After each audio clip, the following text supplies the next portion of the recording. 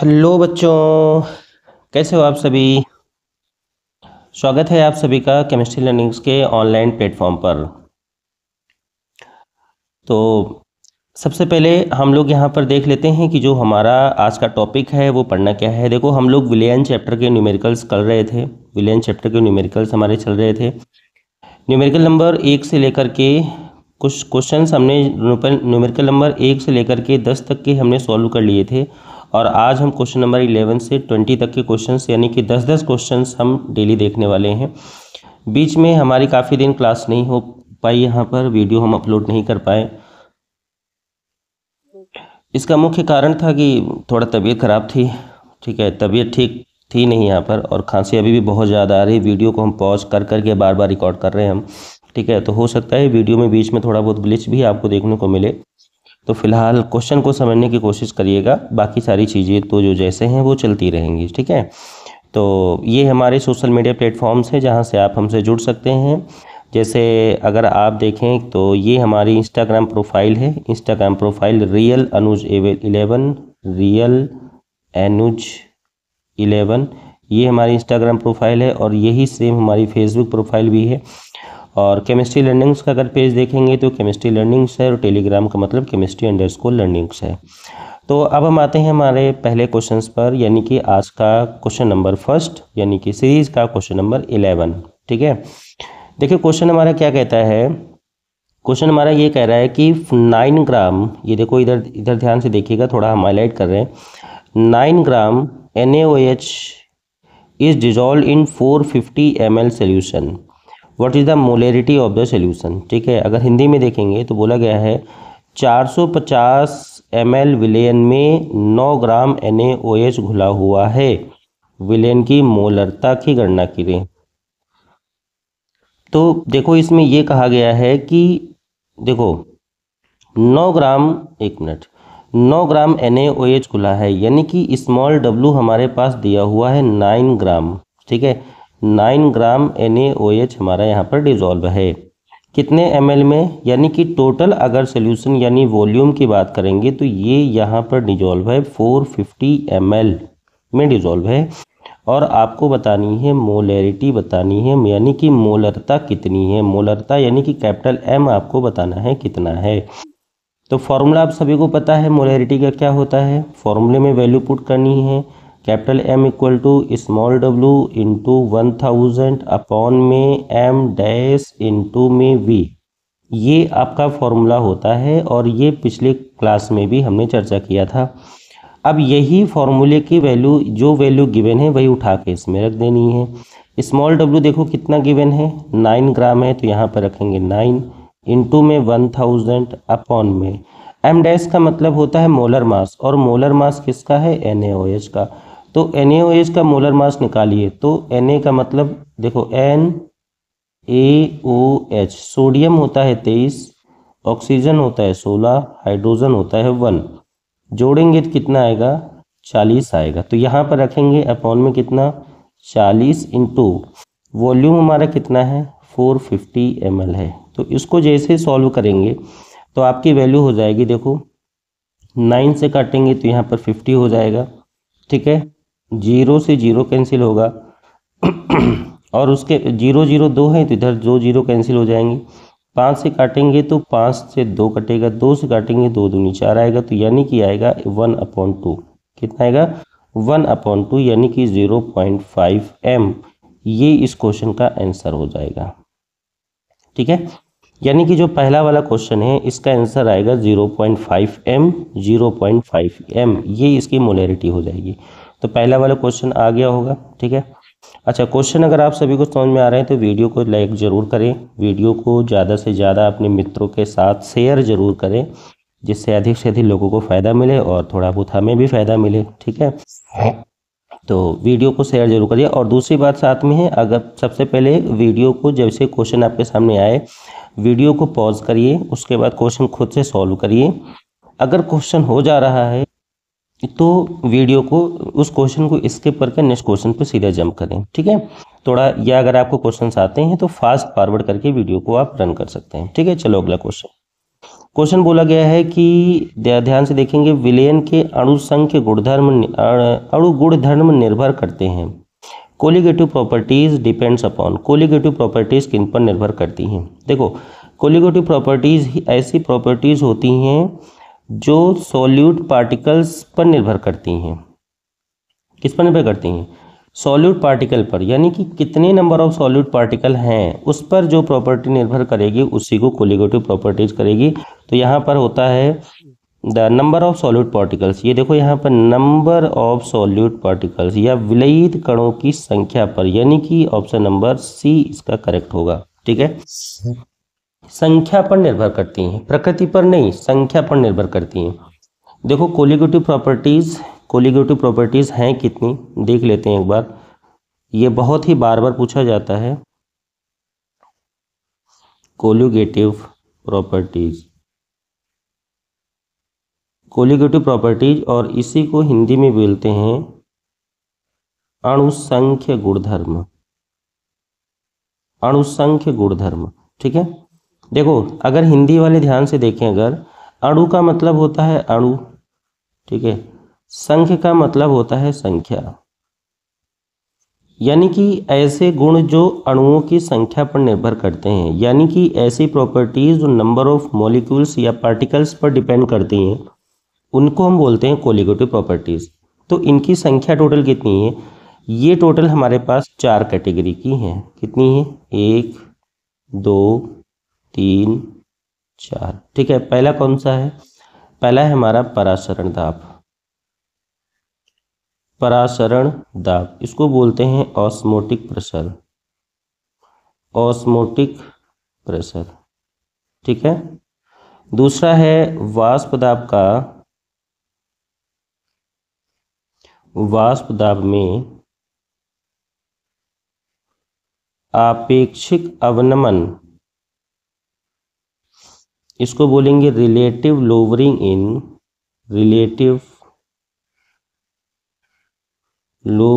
In vapour pressure. तीसरा है हमारा है क्वथनांक में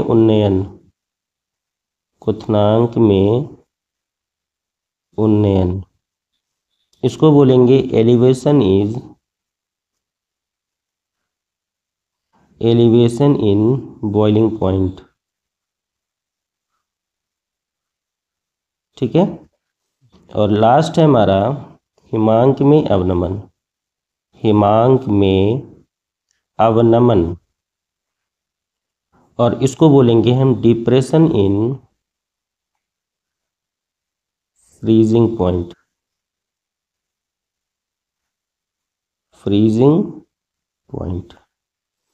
तो टोटल हमारी कितनी कोलिगेटिव प्रॉपर्टी? 4 ही प्रॉपर्टीज हैं, 4। पहली हमारी आती है osmotic pressure, relative lowering in vapour pressure, elevation in boiling point और डिप्रेशन इन फ्रीजिंग पॉइंट। केवल 4 ही प्रॉपर्टीज ऐसी हैं जो कोलिगेटिव हैं, यानी अणुसंख्य गुणधर्म है। इसके अलावा कोई भी प्रॉपर्टी कोलिगेटिव नहीं है। ठीक है, आपके सिलेबस में जितना है। ठीक है, तो अब देख लेते हैं, ये वाला क्वेश्चन तो आ गया होगा, कणों की संख्या पर निर्भर करती है, अगला क्वेश्चन देखो, अणुसंख्य गुणधर्म है, कोलिगेटिव प्रॉपर्टीज आर, कौन सी है? देखो कौन सी है? ऑस्मोटिक प्रेशर तो है, सरफेस टेंशन नहीं है, सरफेस कर्वेचर भी नहीं है, डेंसिटी भी नहीं है, यानी कि परासरण दाब है, ये भी नहीं। देखो अभी हमने कितनी बताया? 4 ही तो बताई हैं।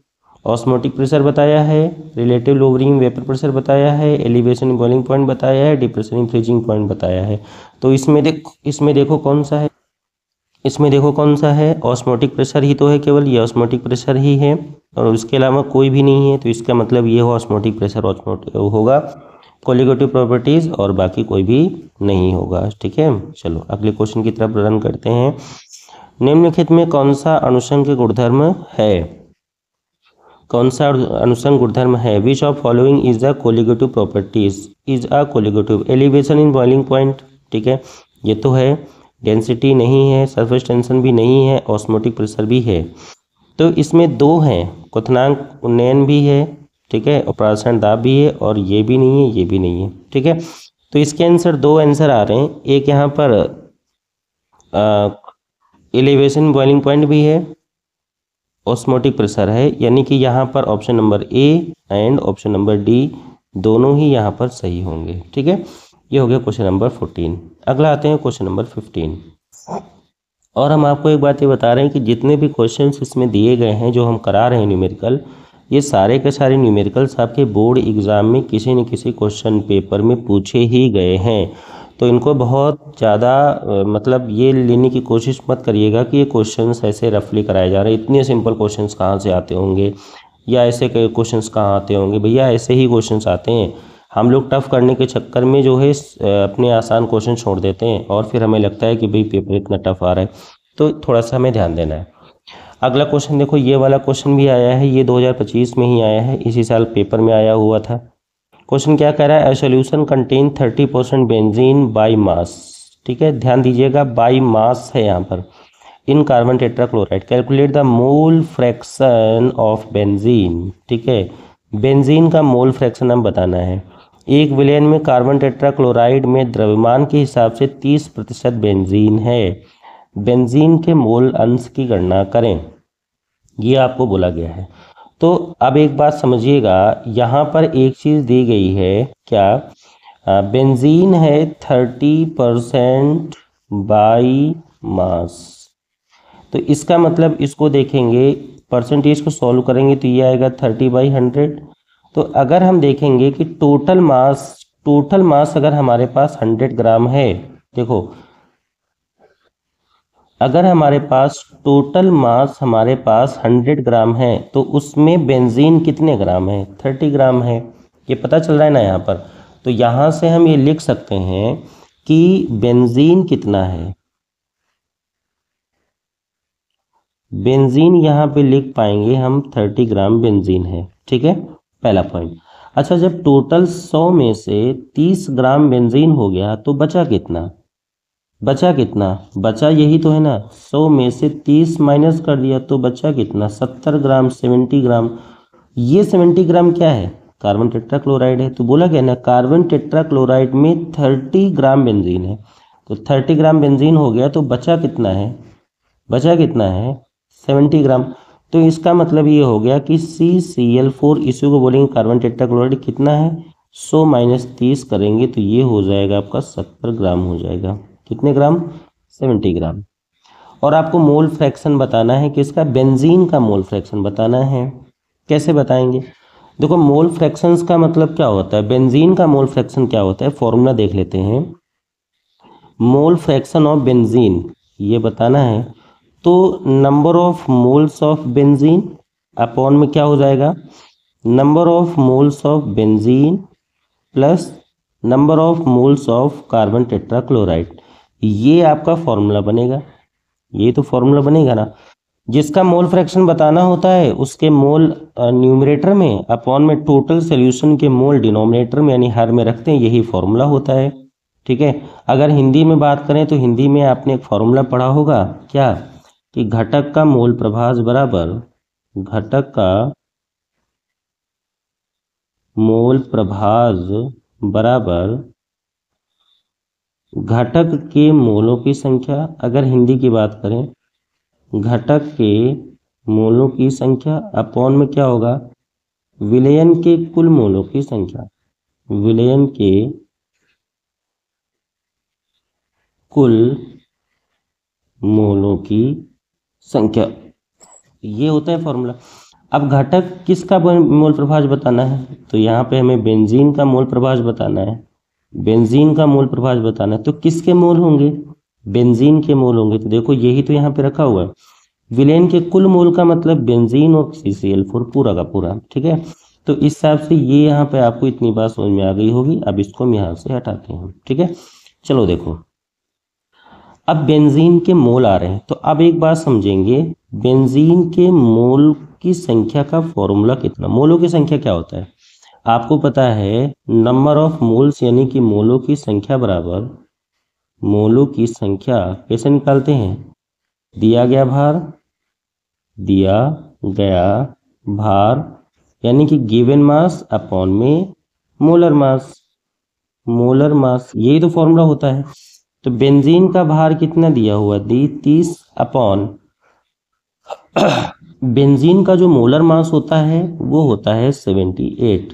अब बेंजीन का मोलर मास का मतलब क्या है, अब देखो इस फॉर्मूले को हम यहाँ पर हटा रहे हैं, यहाँ से इसको डिलीट कर रहे हैं।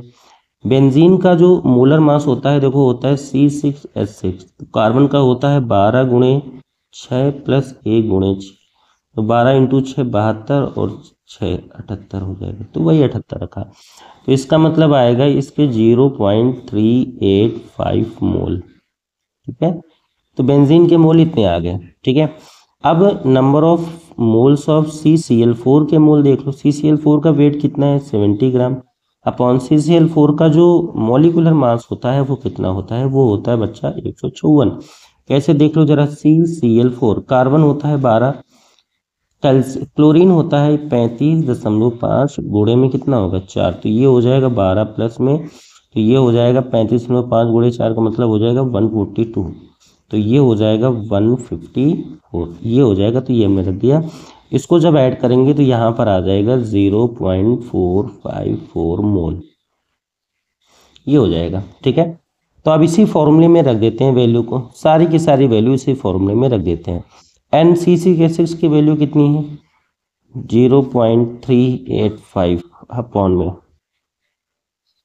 NCC के 0.385 प्लस में NCCl4 का मतलब 0.454। सॉल्व कर डालो इसको बच्चा, जैसे ही इसको सॉल्व करेंगे तो आएगा 0.459, ये आंसर हो जाएगा। ठीक है, ये क्या हो जाएगा आपका आंसर हो जाएगा। और ये किसका मोल प्रभाज है, किसका मोल फ्रैक्शन है, ये हो जाएगा, आप लिख सकते हैं यहाँ पर XC6H6 इक्वल टू 0.459, और ये आपके इस क्वेश्चन का हो जाएगा आंसर। अगर इसी क्वेश्चन में पूछ लेता है कि बताइए CCl4 का मोल फ्रैक्शन कितना होगा, आप यहाँ पे लिख देते XC जो है XCCl4 इक्वल टू 1 माइनस 0.459, जो भी आता वही आपका आंसर हो जाता है यहाँ पर। ठीक है, एक सिंपल सा पैटर्न था जो कि हमने आपको बताया। आई थिंक आप सभी को क्वेश्चन आ गया होगा, पहले ही आपने कर लिया होगा। अगर क्वेश्चन आ गया है तो एक बार जरूर थम्स अप दीजिएगा, वीडियो को लाइक करिए और जो है वीडियो को शेयर जरूर करिए और लाइक जरूर करिए। भैया चैनल को सब्सक्राइब आप लोग बहुत कम करते हैं। ठीक है, 54% लोगों ने चैनल को सब्सक्राइब नहीं किया है, केवल वीडियो को वॉच करते हैं, तो आप वीडियो को सब्सक्राइब जरूर करें। ठीक है, ये इतना ज़्यादा परसेंटेज, बहुत हाई परसेंटेज है जो आप सब्सक्राइब नहीं कर रहे हैं। ठीक है, इसको और कम करिए, सब्सक्राइब और ज़्यादा बढ़ाइए। ठीक है, चलो अगला क्वेश्चन देखो, बोला गया है 28 gram of KOH is dissolved in 500 ml of solution, calculate the molarity of the solution. क्या बोला गया है, इधर ध्यान से देखिएगा, 28 ग्राम ऑफ KOH, ठीक है, dissolved in 500 ml of solution, molarity आपको बतानी है। 28 ग्राम KOH है, 500 ml जल में घुला है, मोलरता आपको बतानी है। जरा ध्यान से देखो गिवन क्या क्या है, देखो गिवन क्या क्या है यहाँ पर। स्मॉल w कितने ग्राम है, 28 ग्राम KOH है। ठीक है, वॉल्यूम कितना है, 500 ml वॉल्यूम है, और क्या बताना है, मोलरिटी आपको बतानी है। अभी फॉर्मूला बताया था क्या, मोलरिटी इक्वल टू होता है small w into 1000 but upon में m डैश इंटू में v।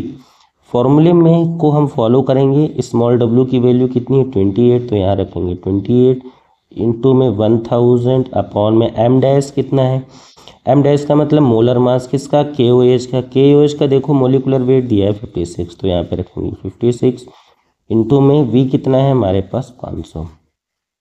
इससे काटेंगे 2 बार जाएगा, इससे काटेंगे 2 बार जाएगा, 2 से 2 कटेगा, कितना आएगा 1m, यानी कि वो जो सोल्यूशन है उसकी मोलरिटी कितनी है 1, और यही इस क्वेश्चन का आंसर हो जाएगा। ठीक है, आई थिंक सभी का आंसर आ गया होगा, तो वीडियो को एक बार जरा सब लोग लाइक जरूर करिएगा और शेयर जरूर करें। ठीक है, शेयर जरूर करिए आप लोग। नेक्स्ट क्वेश्चन की तरफ बढ़ते हैं। क्वेश्चन नंबर 17 बोला गया है एथिल बोला गया है, जरा ध्यान से देखेंगे। A mixture of ethyl alcohol and water containing 54% water by mass calculate the mole fraction of ethyl alcohol and water in the mixture. दोनों का मोल फ्रैक्शन आपको बताना है। एथिल अल्कोहल और पानी के मिश्रण के द्रव्यमान के हिसाब से 54% पानी है। एथिल अल्कोहल और पानी के मोल अंश की गणना करें। ठीक है, देखो बहुत सिंपल सा पैटर्न है, यहाँ पर बताया गया है। देखो दो कंपाउंड है, एक हमारा एथिल अल्कोहल है और एक हमारा वाटर है। बोला गया है कि 54% वाटर बाई मास है, 54% पानी है। 54% का मतलब अगर इसको सॉल्व करेंगे 54% का मतलब हो जाएगा 54 डिवाइड बाई 100। अगर ये वैल्यू हमारी टोटल है तो ये वैल्यू हमारी क्या है, ये वैल्यू हमारी वाटर है, क्योंकि बोला गया ना 54% वाटर है, तो वाटर हमारा हो जाएगा 54 ग्राम। तो ये कितना हो जाएगा, तो 100 माइनस 54 हो जाएगा, तो कितना बचेगा यहाँ पर, ये बचेगा 46 ग्राम बचेगा यहाँ पर, कितना बचेगा। ठीक है, 46 ग्राम ये बचा, 54 ग्राम ये बचा। अब मोल फ्रैक्शन आपको बताना है, दोनों के मोल्स बताने पड़ेंगे पहले। तो इसके एथिल अल्कोहल के नंबर ऑफ मोल्स बता दें पहले, सबसे पहले हम कर दें एथिल अल्कोहल के मोल्स बता दें। तो एथिल अल्कोहल के मोल्स का मतलब होता है कि अगर हम बताने की कोशिश करें, जरा ध्यान से देखिएगा, अगर हम NC2H5OH बताने की कोशिश करें तो ग्राम में वेट कितना है 46 डिवाइड में, और एथिल अल्कोहल का जो मोलिकुलर वेट आता है वो कितना आता है, एथिल अल्कोहल का जो मोलिकुलर वेट आता है वो भी 46 ही आता है, तो मतलब 1 मोल हो जाएगा। कैसे 46 आएगा, तो देख लो यहाँ पर C2H5OH, कार्बन का मतलब हो जाएगा 12 गुणे 2, हाइड्रोजन का मतलब 1, ऑक्सीजन का मतलब 16, हाइड्रोजन का मतलब 1, तो ये हो जाएगा 24 प्लस 16 17 18, तो ये हो जाएगा ये कुछ तो गड़बड़ है भैया, नहीं यहाँ पर 5 होगा ना, 5, तो ये यहाँ पर हो जाएगा 22, अब ये हो जाएगा 46, तो ये हो जाएगा 46। ठीक है, देखो 46 होता है वो हमें याद है, कैलकुलेशन थोड़ी मिस हो रही थी ये। और पानी का जो होता है H2O जो होता है H2O, ये तो 18 होता ही होता है, हो जाएगा 2 + 16, तो ये हो जाएगा 18। तो यहाँ पर अगर हम बात करें NH2O के नंबर ऑफ मोल की बात करें तो ये हो जाएगा 54 अपॉन में 18, तो ये हो जाएगा 3 मोल। ठीक है, तो ये फॉर्मूला आपको यहाँ पे निकल के आता है। तो देखो जरा, अगर हमें दोनों के मोल बताने हैं तो अगर हम एथिल अल्कोहल का मोल फ्रैक्शन देखने की कोशिश करेंगे, एथिल अल्कोहल का मोल फ्रैक्शन देखेंगे तो एथिल अल्कोहल के मोल्स ऊपर हो जाएंगे अपॉन में 1 + 3, तो ये हो जाएगा 1/4 का मतलब 0.25 मोल। ठीक है, 0.25 मोल। ठीक है, 1 मिनट, मोल नहीं होगा, 0.25 होगा, ये इसका मोल फ्रैक्शन आ जाएगा किसका, एथिल अल्कोहल का। ये आपका एथिल अल्कोहल का मोल फ्रैक्शन आ जाएगा। और अगर हमें अब H2O का मोल फ्रैक्शन बताना है तो 1 से माइनस कर दें 0.25, तो ये आ जाएगा 0.5, और ये आंसर हो जाएगा। अच्छा, 1 से क्यों माइनस किया, अगर मान लेते हैं कि किसी भी सोल्यूशन के अगर 2 कंपोनेंट हैं 3 कंपोनेंट हैं, तो अगर 2 कंपोनेंट हैं तो उनके मोल फ्रैक्शन का एडिशन हमेशा 1 होता है। अगर 3 कंपोनेंट हो गए तो भी उनके मोल फ्रैक्शन का एडिशन भी 1 ही होता है। तो अगर हमें एक की वैल्यू पता हो गई, दूसरे की वैल्यू बताने के लिए 1 से माइनस कर दो, सीधा आंसर आएगा। अगर आपको लग रहा है नहीं हम पूरा सॉल्व ही करेंगे, तो देखो यहाँ पर H2O की बताना है, तो H2O के 3 अपॉन में 1 + 3, तो ये हो जाएगा 3/4 मतलब 0.75, तभी आपका आंसर उतना ही आएगा। तो इतना करने की क्या ज़रूरत है, डायरेक्ट आंसर सॉल्व करो, डायरेक्ट आपका आंसर आ जाएगा। ठीक है, तो आई थिंक आपका आंसर आ गया होगा सभी का। तो इस क्वेश्चन में 2 आंसर आ रहे हैं, एक आपका ये वाला आंसर आ रहा है 0.25 और एक आंसर आ रहा है 0.75, और दोनों ही आपके आंसर हैं, दोनों के मोल फ्रैक्शन है, आपको आई थिंक आ गया होगा। ठीक है, तो क्वेश्चन नंबर 17 कंप्लीट हो गया। चलते हैं क्वेश्चन नंबर 18 की तरफ। 18 बोला गया है कि 1/10 mole of solute dissolve in 100 gram of solvent. ठीक है, calculate the molality of the solution की मोलैलिटी बतानी है। ठीक है, यानी कि बोला गया है कि अब देखो यहाँ पर नंबर ऑफ मोल्स कितने हैं, नंबर ऑफ मोल्स हैं 1/10। पहले क्वेश्चन पूरा एक बार फिर से देखते हैं। बोला गया कि 1/10 मोल यानी कि नंबर ऑफ मोल्स हमारे 1/10 है, is dissolve in 100 gram of the solvent. यानी कि अगर हम कहने की कोशिश करें कि मास ऑफ सॉल्वेंट, विलायक का भार हमारे पास 100 ग्राम है, ठीक है। मोलों की संख्या, यानी कि इसको बोलेंगे मोलों की संख्या, मोलों की संख्या, और यहाँ पर बोलेंगे विलायक का भार, विलायक का भार, और ये हमारा 100 ग्राम है। अब आपको बताना है, पहला ये 2 पॉइंट गिवन है, अब तीसरा पॉइंट आपको बताना है मोलेलिटी कितनी होगी, मोलेलिटी कितनी होगी ये आपको बताना है। देखो मोलेलिटी का मतलब ही होता है क्या कि 1 किलोग्राम सॉल्वेंट में कितने नंबर ऑफ मोल्स सल्यूट के डिजॉल्व हैं, वही तो मोलेलिटी होती है। ध्यान से समझिएगा, मोलेलिटी का मतलब ये होता है, जो मोलेलिटी यानी कि मोललता होती है, वो क्या कहती है कि 1 किलोग्राम विलायक में, यानी कि यहाँ पर होता है विलायक का भार, मास ऑफ सॉल्वेंट, और वो भी किस में, किलोग्राम में। 1 किलोग्राम विलायक में विलेय के मोलों की संख्या, विलेय के मोलों की संख्या ही तो उसकी मोललता होती है। तो हम ये कह सकते हैं कि स्मॉल m बराबर, ठीक है ना, n अपॉन में कैपिटल W, यही तो फॉर्मूला होता है हमारा। अब अगर हम इस फॉर्मूले की बात करें तो देखो यहाँ पर मोलेलिटी का फॉर्मूला में देखो जरा, मोलों की संख्या हमारे पास कितनी है, अगर इसी में रखेंगे, मोलों की संख्या हमारे पास 1/10 और वजन हमारे पास है 100 ग्राम, यानी कि अगर इसको मल्टीप्लाई करेंगे तो ये 1/1000 ही तो आ रहा है। अब ये बताओ 1000 का मतलब ये 1 किलोग्राम हो गया ना, 1 किलोग्राम में कितने मोल हैं, यहाँ पर कितना आपको दिख रहा है, यहाँ पर एक ही तो दिख रहा है ना, तो इसका मतलब इसकी मोललता होगी 1 मोल पर केजी, और यही इस क्वेश्चन का आंसर होता है, कुछ भी नहीं सॉल्व करना था। इस सॉल्यूशन की जो मोलेलिटी हो जाएगी 1 मोल हो जाएगी, 1 मोल पर केजी हो जाएगी, ठीक है, या फिर इसी को 1m लिख सकते हैं, दोनों ही आंसर आपके हो जाएंगे। 1 मोल पर केजी लिखो या 1m लिखो, दोनों ही आपके आंसर सही है। भाई 1 केजी विलायक में जितने नंबर ऑफ सॉल्यूट के मोल होते हैं, that number is known as the molality of that solution, उसको ही हम उस सोल्यूशन की या उस विलेन की मोललता कहते हैं। तो यहाँ पर ये कह रहा है कि there is 100 gram mass of the solvent, 100 gram हमारे पास विलायक का मास है, and there is 1/10 moles of solute are there, ठीक है, इसका मतलब 1/10 मोल हमारे पास विलेय के हैं। तो अगर इसको सॉल्व करेंगे तो आप यहाँ पर ये पाएंगे कि 1000 ग्राम सॉल्वेंट में there is only 1 mole present there, so the molality is 1 mole per KG, ठीक है।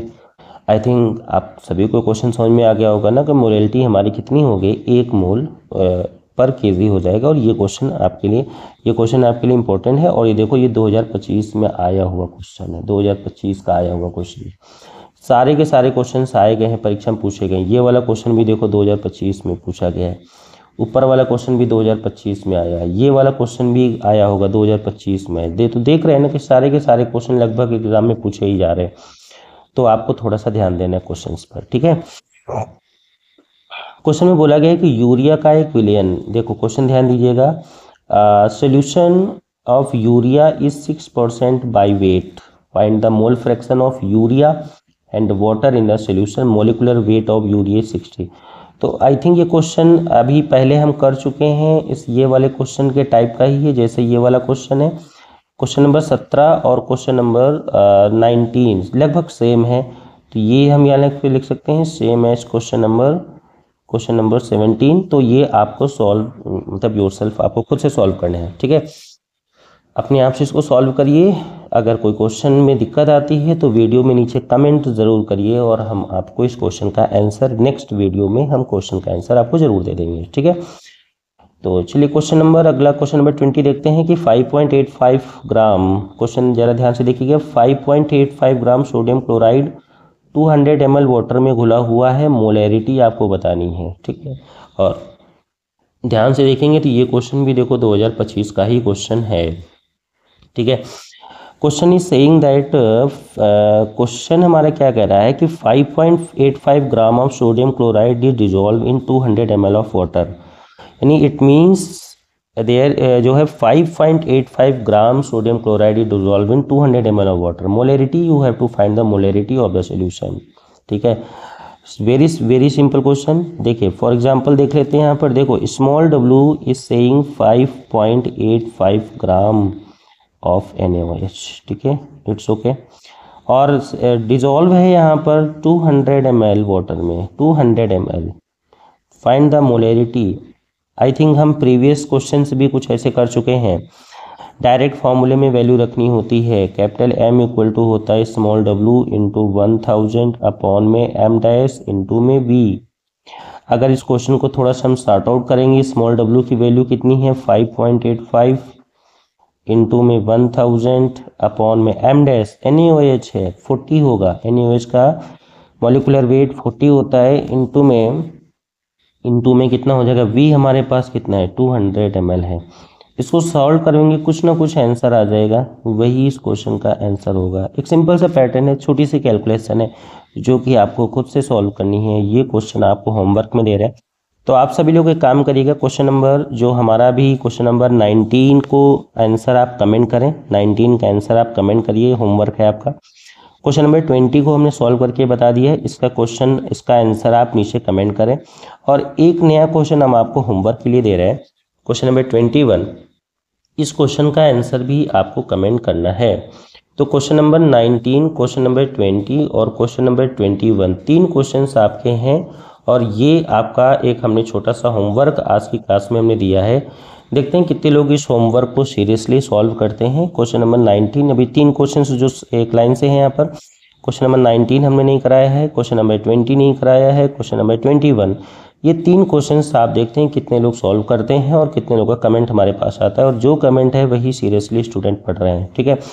तो वीडियो को में अपने आंसर्स को कमेंट जरूर करिएगा, और कमेंट के साथ में क्वेश्चन नंबर, सर क्वेश्चन 19, 20, 21 का कमेंट ऐसे नंबर डाल के कमेंट जरूर करिएगा, ठीक है। तो आज की क्लास आपको कैसी लगी कमेंट बॉक्स में कमेंट करके हमें ज़रूर बताइएगा। और अगर आपको कोई क्वेरीज हैं किसी भी चीज़ को लेकर के आप मुझसे डिस्कस करना चाहते हैं, या आपके कोई डाउट्स हैं, ठीक है, या कुछ टीचिंग प्रोफेशन में कुछ इम्प्रूवमेंट चाहते हैं, तो आप हमें बेहिचक बिना संकोच के आप हमें बता सकते हैं, क्योंकि हम भी आपसे ही सीखते हैं और फिर आपको डिलीवर करते हैं, ठीक है। हम सब कोई टीचर नहीं है, हम सब स्टूडेंट हैं, हम सब सीख रहे हैं, पढ़ रहे हैं, सीख रहे हैं, पढ़ रहे हैं। कोई जब थोड़े सा ज़्यादा सीख जाते हैं, किसी दूसरे को सिखाते हैं और फिर भी सिखाने के साथ साथ भी सीख रहे होते हैं, तो हम सब सीख रहे हैं और हम सब सिखा रहे हैं, एक दूसरे से हम सब जुड़े हुए हैं। आप हमारी मदद करेंगे, हम आपकी मदद करेंगे, धीरे धीरे हम ऐसे ही बढ़ते रहेंगे और सबका जीवन और कारवां ऐसे ही चलता रहेगा। तो ये हमारा इंस्टाग्राम प्रोफाइल है जहाँ से आप हमसे जुड़ सकते हैं, फेसबुक पेज और सोशल मीडिया प्लेटफॉर्म जो हम पहले भी बता चुके हैं। तो आज की क्लास में इतना ही। All the best, thank you सभी को जो है वीडियो से जुड़ने के लिए, वीडियो को देखने के लिए बहुत बहुत शुभकामनाएं, बहुत बहुत धन्यवाद। ईश्वर से इच्छा है कि आपका आगे आने वाला बोर्ड परीक्षा बहुत अच्छी हो। Thank you.